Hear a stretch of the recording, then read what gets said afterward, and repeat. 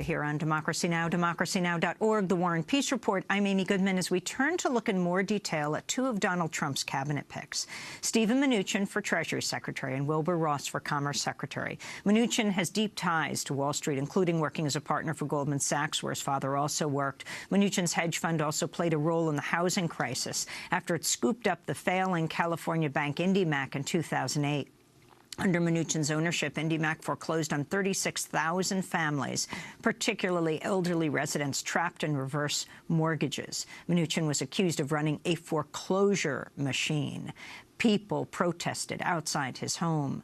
The bank, which was renamed One West, was also accused of racially discriminatory lending practices. In 2015, Mnuchin sold the bank for $3.4 billion, $1.8 billion more than he bought it for. Trump's Commerce Secretary pick, Wilbur Ross, is a billionaire private equity investor. Ross specializes in flipping bankrupt companies for profit, often buying the U.S. companies at low prices, then selling them to overseas investors. He and his companies have sometimes shipped jobs and factories overseas, practices Donald Trump has railed against. He, too, had a role in the foreclosure crisis. In 2007, Wilbur Ross bought the second-largest servicer of subprime loans in America, a company called American Home Mortgage Servicing.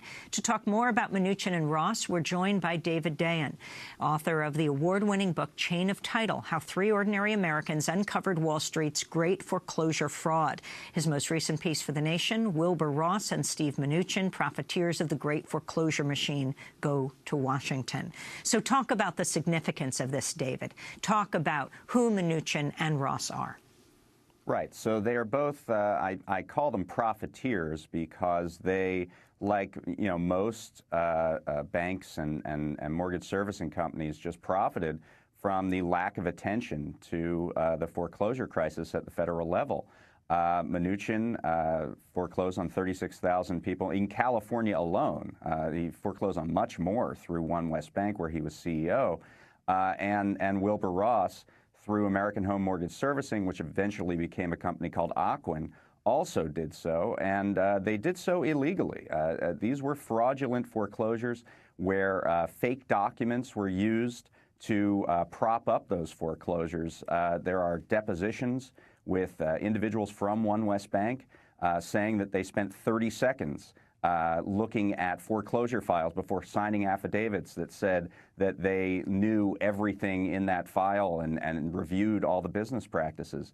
There were forged documents routinely from Wilbur Ross's American Home Mortgage Servicing. They were done by a third-party company known as DocX, where the CEO of that company actually is in prison right now, went to prison for 5 years for forging millions of mortgage assignments to be used as evidence in court cases all over the country. So these were very normal practices, but it's very ironic that the Obama administration kind of lost track and didn't pay attention to this crisis that was going on.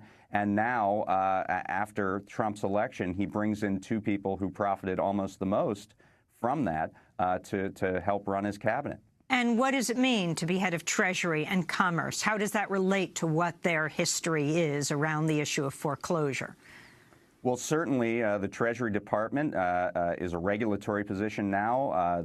Steven Mnuchin will be the head of the Financial Stability Oversight Council, which is a super regulator that monitors systemic risk. There was a lot of systemic risk from the financial crisis and the foreclosure crisis, and he can kind of shut it down. Steven Mnuchin has said that he will seek to privatize Fannie Mae and Freddie Mac, where 9 out of 10 mortgages are owned or guaranteed right now.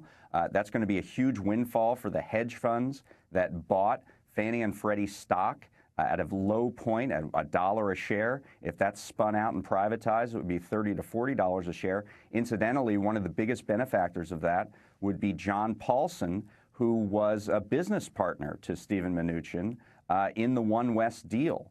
So, through deregulation, through just a lack of attention to these matters, Steven Mnuchin is going to have a lot of control. Wilbur Ross may be less so at the Commerce Department, but still, you're talking about Donald Trump's closest advisors, and it's very likely they're going to take their eyes off the ball with respect to the practices of the mortgage industry.